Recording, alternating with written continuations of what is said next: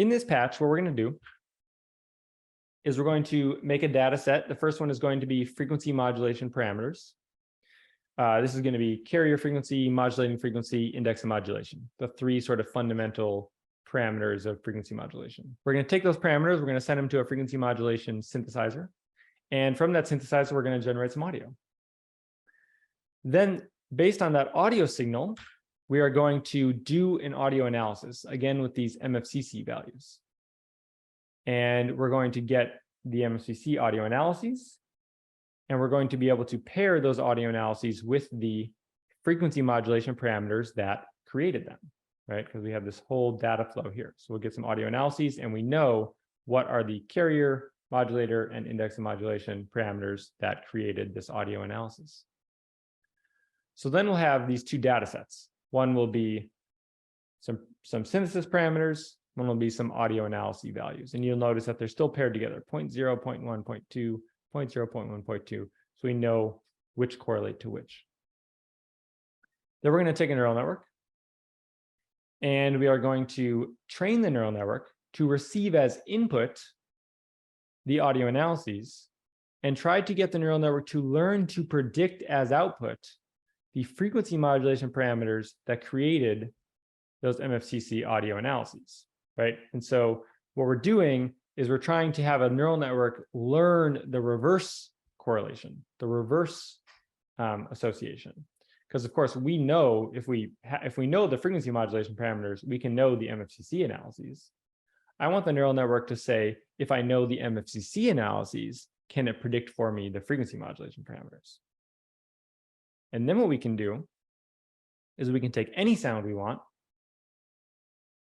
do an audio analysis, get some MFCC values, and then have the neural network predict, given these MFCC values, what frequency modulation parameters do you think would recreate this timbre? That's the goal. That's sort of the pipeline that we're going to be trying to implement here. Now, I'll warn you ahead of time, this is a very difficult task for the neural network to do. The MFCCs and the way that they relate to these three parameters of the synthesis algorithm is very complex. And the reason that we are doing it is, number one, because it is very hard. So we'll have to sort of tweak the neural network parameters to get it to converge, to get it to train pretty well. And then secondly, if we try to recreate the sound of a human voice, for example, frequency modulation will never sound like a human voice because it is not a human voice, it is frequency modulation. So it's really more about seeing if we can get some interesting correlation between input and output, some interesting non-trivial correlation where it sounds kind of like the synthesizer is trying to imitate the voice is kind of the degree of success that we can expect with something like this. So just to sort of set the expectation, it is a very hard task that we're making hard on purpose. Lastly, I'll just show for clarity here, this is the type of neural network we're going to be using. We're going to have our 13 MFCC analyses as input. We have our 3 frequency modulation parameters as output. And here, is an example of a hidden layer of 6 neurons. We're going to be adjusting that as we do the training to see what structure of neural network, how many hidden layers, how many nodes are going to be best to get this thing to train. So what I'm going to do here is first I'm going to make a data set, a pair of data sets, the frequency modulation parameters and the audio analyses that they create. 200 random sets of carrier frequency, modulating frequency, index of modulation, so that I could synthesize that timbre using those parameters. And here I'm sort of doing them one at a time. So I'm putting in here a certain amount of delay time between the between those generations, so I can capture the snapshot of that audio analysis that it generates. And then as it generates those random values, it synthesizes the sound, which we hear as the output. But then also the sound is being peeled off and going to this fluid.mfcc analysis. So the fluid MFCC analysis is going to give us 13 values. We call these coefficients, 13 MFCC coefficients. It's a little redundant. It's MFCC stands for Mel Frequency Cepstral Coefficients. So the 13 coefficients here. And then what we're doing here is we're actually using this object fluid.stats to smooth out the signal a little bit. And the reason we're using this is because the output of MFCC values can be a little bit jittery. And so what fluid.stats does is it actually gives me a running average of the values coming in to fluid.stats. So this output here will be the mean or the average of the previous 10 inputs. And the attribute history is used to specify how many of the previous inputs to fluids.stats should it keep track of, and then output the statistics for it, in this case, the average. So it's a way of smoothing out the signal to keep any jitter from being introduced into the audio analysis here. And then I'm writing those values into the fluid list to buff using @destination features, which is up here in buffers. A bunch of buffers for keeping track of this stuff. So here's the buffer features. And then once I get that value into here, then I'm also sending a bang out of here to actually add a point by hitting my add point button here. It's the same sort of system that we used in the other patches. Here I'm automating it, sending a bang to this bang, but it's the same little bang, counter, combine, set point, set point. And here I'm using set point, which is different from add point, but it does the same thing. It'll create a new data point in the data set. The difference between set point and add point is that if you specify the message add point, it will add a point unless there is already an identifier in the data set that has this identifier, in which case it will throw an error. It will say, I can't add a point because that data point already exists. Instead, if I use set point, it will add a point to the data set if the identifier doesn't exist. And if the identifier does exist, it will overwrite that point in the data set. So it's the same thing as add point, but gives you a little more control over whether or not you want to overwrite or not overwrite. So then I get my data set of features, which is coming from the MFCC analysis, and my data set of params, which is coming from these parameters here. These three, carrier frequency, modulating frequency, index, and modulation, are being put into the buffer called parameters, which is then being looked at to add them to the fluid data set DS params. So that's how I'm building the data set that I'm going to use to train the neural network. So I'm going to make, let's say, 200 points, and I'll sort of put a wait time in here of about 100 milliseconds, and then I'm going to click go. We can sort of watch it unfold here. Have 86, 105.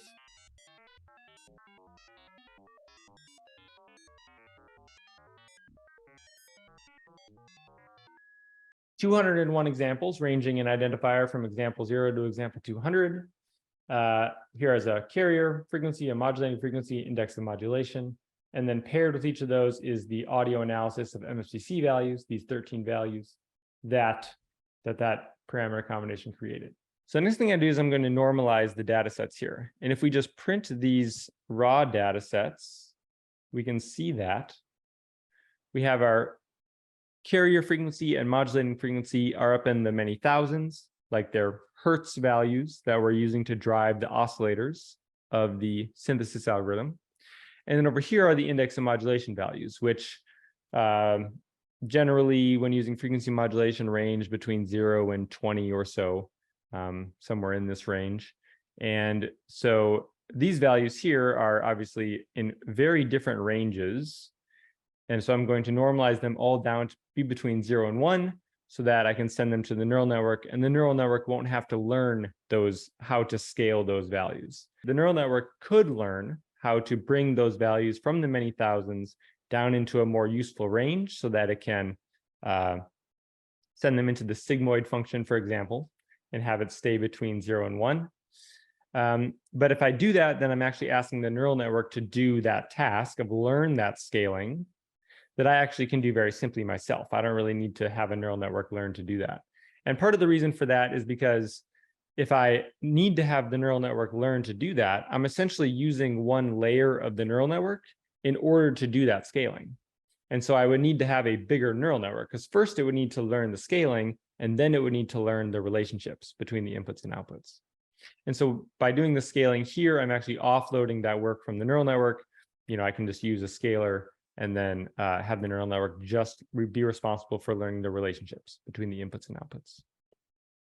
So here I'll do the normalization. And the way that I do that is with this object here, fluid.normalize.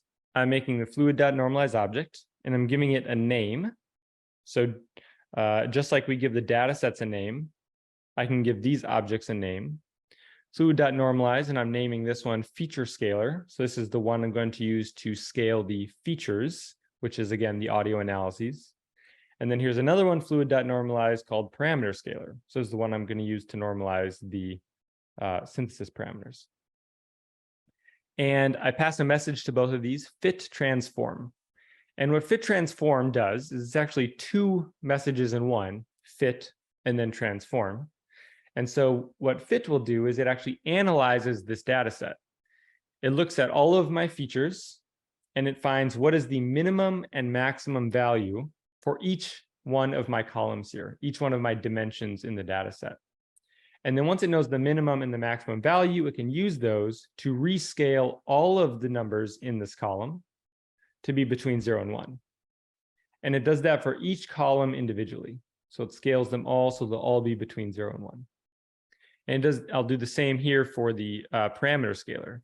Takes in ds params and does a fit, which means it will analyze all of the columns in here, find the minimum and maximum values, and then use that information to scale it to be between 0 and 1. Fit transform will then transform the data using that information, using the minimum and maximum values to scale it down to be between 0 and 1, and then write those scaled values into another data set. So I actually have a second argument here, ds features norm, which will be where the normalized features will live, and ds parameters norm, which will be where the normalized parameter values live, and they're right here. ds features norm, ds params norm. So if I do this, it does both of them, and then I'll print this guy, and we'll see both of these. And now I can see that I have my ds features norm has a bunch of values between 0 and 1, ds parameters norm, a bunch of values between 0 and 1. So now these are the data sets I'm actually going to use to train the neural network. You'll see when I say fit here and send that to the neural network, I have ds features norm as my input and ds params norm as my output of the neural network. And the way that I'm training in this case is I'm going to hit this, turn on this Q metro. Here, the Q metro is just going to bang it for me a bunch of times in a row. And I can just see how the loss, the error changes over all those trainings. So we can see how the error is changing here. So we can see the error is kind of stuck. It's not decreasing, it's stuck at 0.102 or so. So this would be a good time to adjust these parameters and see if I can get it to learn better. So first of all, maybe, that's getting down a little bit. Yeah, it's still jittering around though. You can see it really bouncing around. So it's not able to really make good improvements. I could try a different set of hidden layers. I could try, maybe if I try like 8, just one hidden layer of 8 parameters or of 8 nodes. You'll notice that when I change the number of hidden layers, the neural network will reset itself and has to actually start the training over. So the error will jump back up to a really high value and then maybe decrease a little bit. Here it's still kind of stuck. If I try 2 hidden layers, maybe one of 10 and one of 5, we'll see it jump back up and then slowly come back down. Yeah, it's a little better. We're under 0.1. 0.08, that's good. Yeah, it's not bad. I bet we can do better. Based on my previous experience, I know we can get this to train better. Let's try, we could increase the learning rate. I mean, I think this won't help, but if we try like 0.1 for the learning rate, it's really not helping. It's actually, you can see, I got down a little bit there. You can see now it's like jumping all over the place. It's like really sort of, yeah, making wild jumps and whoa, look at that. It's like hopping all over the canyon, right? And not really able to burrow down into that canyon, down into that minima. Maybe put this back to 0.01. So this is sort of the process of training something like this, is tweaking these parameters until we see it really get to the place that we want it to be. Batch size is 50, which is maybe kind of high for having 200 data points. Maybe I want it to actually adjust itself after fewer of these guesses. So if I put it down to 10, see if that helps. No, it's not really helping. The validation here, I can make this lower. Use less of its data for validation, which might actually make it get a lower error, but it also is more, has a stronger tendency to overfit. So that might not be what we want to do. If I make this 0, I bet I can get it to decrease a little bit. Oh, you see that? It's like, ooh, that all that jitter evened out, but don't really want to do that. Leave it at 0.1. The real thing that I think we need to adjust here are the activation functions. So these are the defaults, rel_u for the activation and identity for the output activation. But because I'm actually scaling all of my data to be between 0 and 1, what I am actually kind of setting this up to be used is sigmoid, right? Because that will always output values between 0 and 1. So let me set this to sigmoid. And we can see it has to reset itself because I'm changing the structure of the neural network. So it's going to jump back up and be quite incorrect. And now we can see it start to creep down. And this is one thing to observe, is that, see how it's sort of has this nice steady decline. It's not too jittery. It's not like the error isn't really jumping all over the place. This is kind of what I want to see. I want to see it like pretty steadily declining, not sort of leaping around chaotically. And we can see that it looks like it's doing a pretty solid job of learning from this data. I could increase the learning rate a little bit and see if that will, oh yeah, so it looks like it's on a pretty good path. So I can just increase the learning rate and hope that it's going to keep going on that path and I'm not going to start jumping over the canyon. This is looking pretty good. I could maybe bring that back down. And so this is sort of the process that one goes through in training, trying to get them to bring them into alignment, bring them into convergence with what I'm trying to achieve here. So I watch it go down. Now we're sort of plateauing. It looks like maybe I could keep trying to tweak this stuff, but it looks like maybe we're at a place where the neural network has learned all it can learn. So it's not really improving anymore, but it has decreased quite a lot. So I can be confident that it has done some learning. And now I'm in a place where, okay, maybe this is where we're going to get to. Maybe this is the bottom of the canyon, the local, or the as close to a minimum as we can get. So now I'll stop training it, and now we can start using it. So now I'll set this patch into making prediction mode. So now the way that this data flow is going to unfold is now I'm going to play one of these sound files, do the audio analysis on that sound file, send that audio analysis to the neural network to predict frequency modulation parameters, and then use those parameters to synthesize the sound using the algorithm over here, the frequency modulation synthesis algorithm. So what I'll do is I'll play a sound out of this playlist object. We'll send it right here. This is another fluid.mfcc tilde, just like this one. It has 13 coefficients, just like this one. So we're going to get the same analysis here. And then it's going to go into this patcher. And this patcher, I'm going to open up here, has a few things going on. We can toggle this gate on or off, whether or not we're making predictions, which we can see here is a receive. When we turn it into make predictions mode, it'll be sent in here and open up this gate so we actually can pass the values through this patcher. And the first thing we're going to do is we're going to do the same thing we did before. We're going to use an @history of 10 recent inputs to a fluid.stats and then get the average output. So another way of smoothing out that jitter that might occur in audio analysis.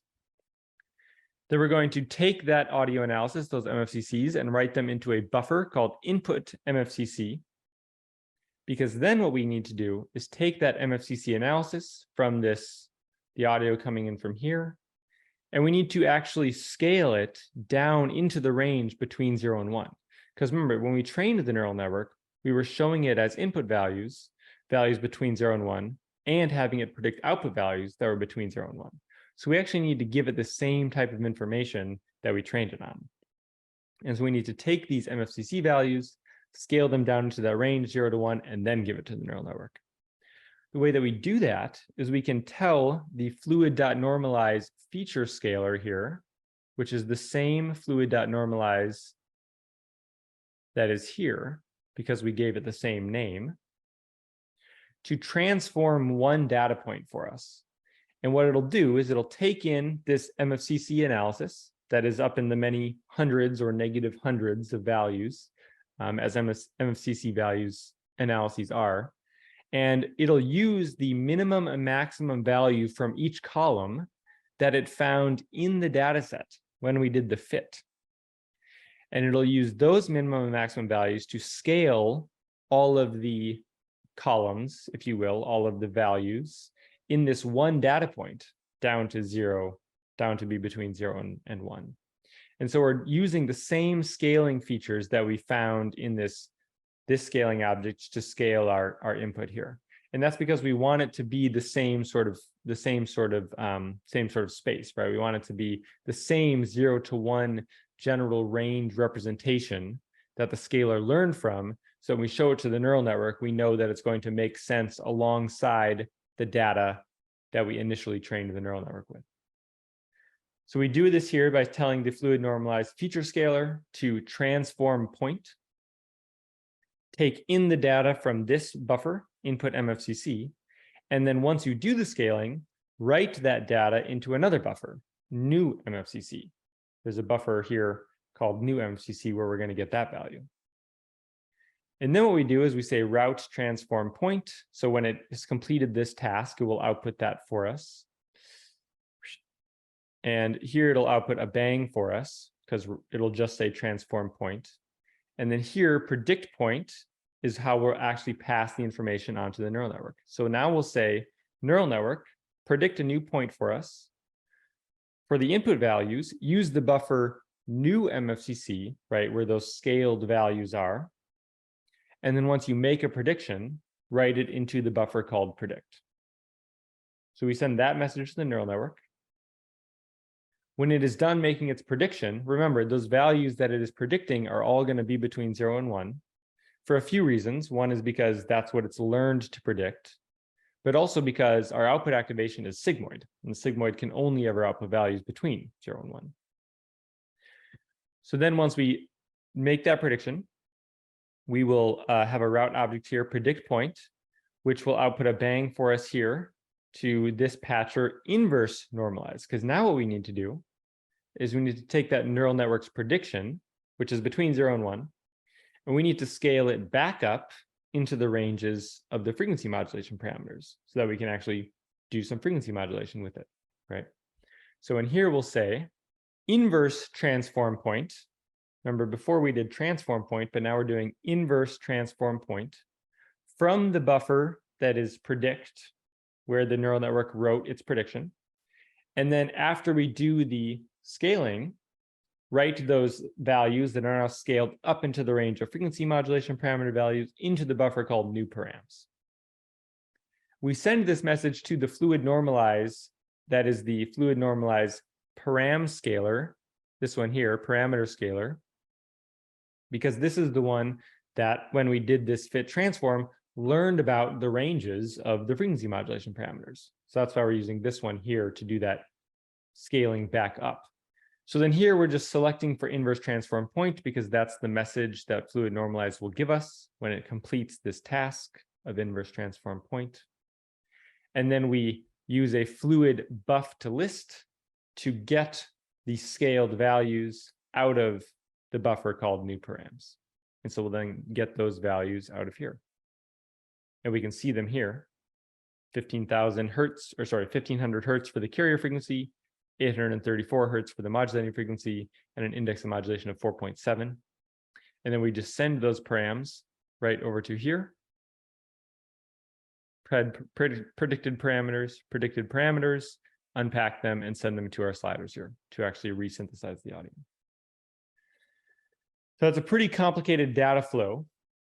But it's also a very common data flow of how we would manage these different types of ranges of values that we're dealing with when we want to pass them through a neural network and make predictions with them, using scalars to learn the ranges of a data set, and then using the same scalar to transform or inverse transform points to get into or out of a normalized range.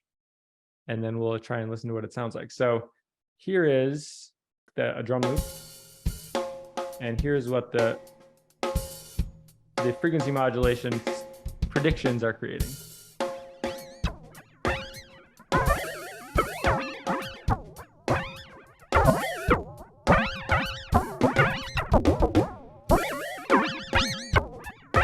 So, you know, it's not going to sound like a drum loop, but there's some correlation there between like brightness of sound, lowness of sound, sort of register. The voice is usually pretty interesting. B, C, D, O, F, G, H, I, J, K. This is actually kind of a wild one. I've done this patch like many times, and this one is like much brighter than it usually is. But you can hear in the voice, there's like some correlation between whether it's a pitched sound or a fricative sound. When it's a fricative sound, the frequency modulation is making a little bit more noisy of a spectrum. When it's a pitched sound, the frequency modulation is making a little bit more harmonic of a spectrum. And then something like the oboe multiphonics we heard earlier.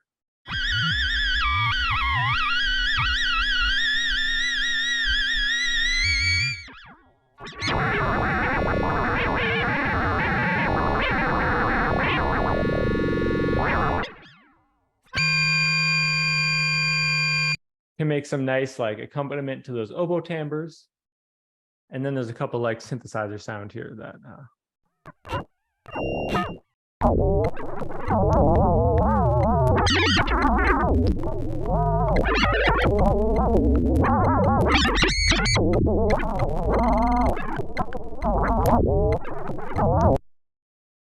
So that's what this patch, the kind of sounds this patch makes. This one in particular is quite dependent on the data set that you make. So trying, you know, we could clear these data sets, make some new data, maybe more data points, retrain it, see it'll come up with a completely different convergence, a completely different training that'll have a completely different sound. So something to play around with. And also another thing that's sort of fun with this one is to let these play while the training is happening. And you can actually hear it sort of converge on a solution where the sound gets more and more similar to the source that is being analyzed here. I'll also draw your attention to this little patcher saver here. What this is doing is I'll encourage you to poke at it and sort of see what it's up to. But basically, I'm put a little patcher here that hides where the cables are going, but it will save for me the feature scalar, the parameter scalar, and the trained neural network, sort of all in one. And it'll save them all to disk, the local disk, the directory that my patch is in. And it lets me do something where I can like load up some save number one, and it'll load all of those things. Because remember, in order to resynthesize the audio like this, I need all those things. I need the trained neural network. I also need the scalar, which knows the minimum and maximum values of my MFCC analyses. So I can use that to scale them down into a normalized range. And I need to save the scalar that I use for the synthesis parameters so that I can scale those normalized values as the output of the neural network back up into the range for the frequency modulation parameters. So here's a little patcher that sort of saves those three things for me in a really convenient way where I can just use integers to save and load various states. So here's one that is a saved example.